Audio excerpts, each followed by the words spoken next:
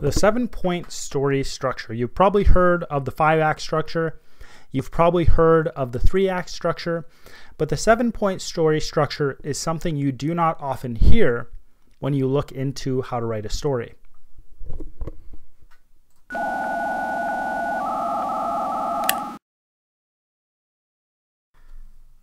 Welcome to How to Write Good. I am your host, Daniel Poppie. You can find out more about me at danielpoppie.com. If it is your first time here, How to Write Good is a writing podcast that seeks to find principles and advice that can be applied across a broad range of writing situations. If you've been here before, don't forget to subscribe, hit that like button below, and share. Now, I've talked about the basic idea of a story that has a beginning, middle, and end. And I've also talked about the 5-act story structure. So if you want to check those episodes out, you can check them out right here. Or if you're listening to this on audio, you can find them in the description below. Today, we're going to be talking about the 7-point story structure. And I think that I like this in some ways because it has unique things within it and it approaches a story in a different way than the 5-act structure or the 3-act structure. But I use it as a tool when I'm writing instead of something I'm trying to follow strictly because I think it has some flaws within it, just as any story structure would, because I think that any story structure is trying to explain something that is far more complex than just the story structure.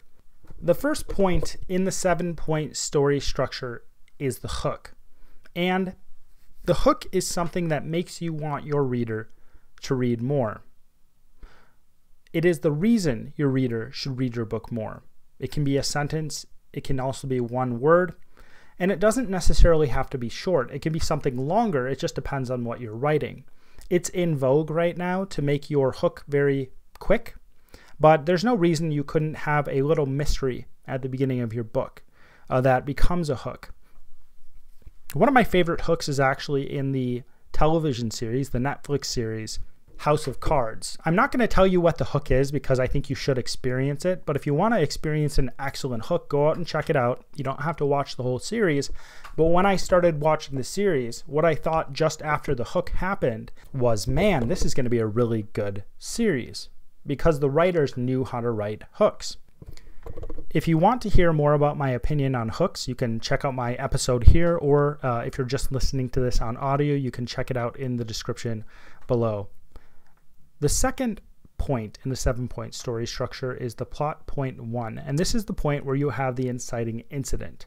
This is where the story starts to move. Things are set in motion.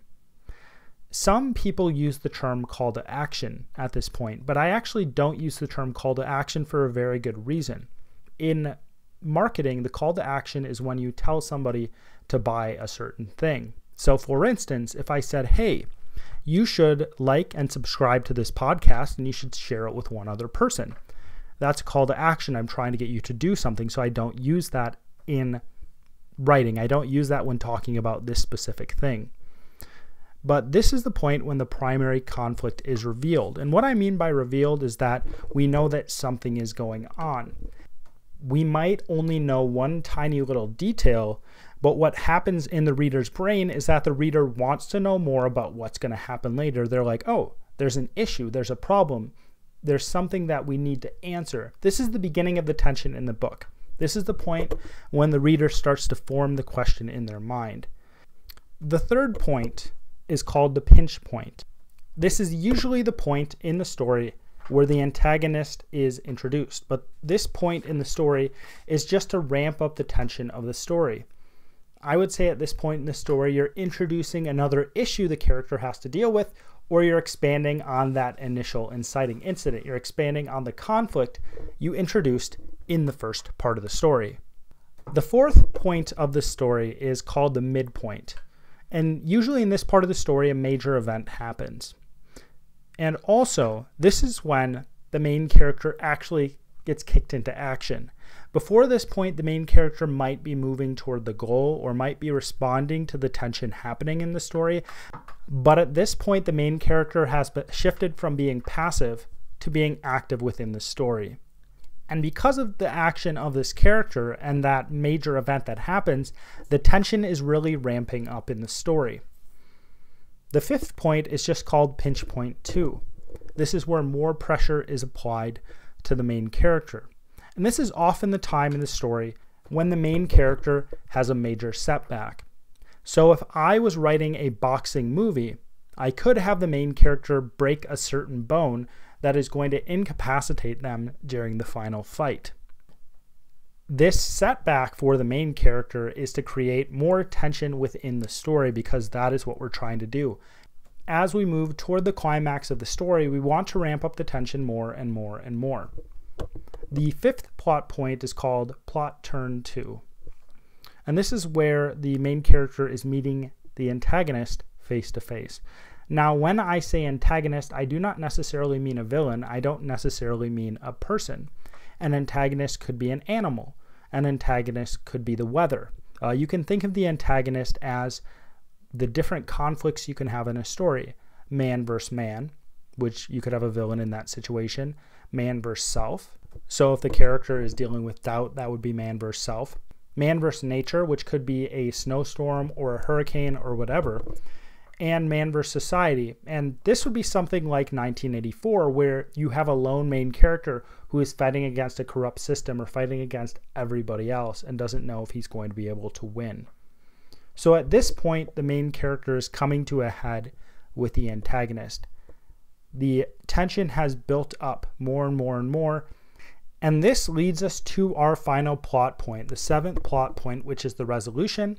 And this is where we see what happens. This also includes the character transformation.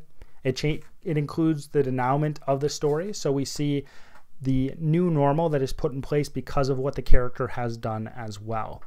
Now, by saying that this is where you answer the question of what happens, I'm actually saying that you're including the final showdown and the climax in this part. And I have a good reason for this. I think the final showdown between the antagonist and the protagonist belongs in this part. And I think the climax of the story does as well. I say this because of the very thing we call this part, the resolution. Everything is resolved. This is where everything happens. This is where we find the answer to our questions. And then, as with other story structures, the end of the story is, as I said before, just showing the new normal in the story, showing where all the different characters end up if you need to do that, showing where the main character ends up, and showing clearly who the character is because of the character change that happened in the story. If you enjoyed this, you're probably wondering how you can support me.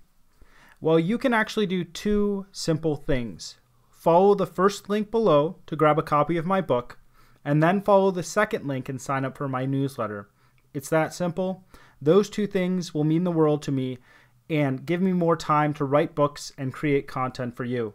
As always, my name is Daniel Poppie, and this is How to Write Good.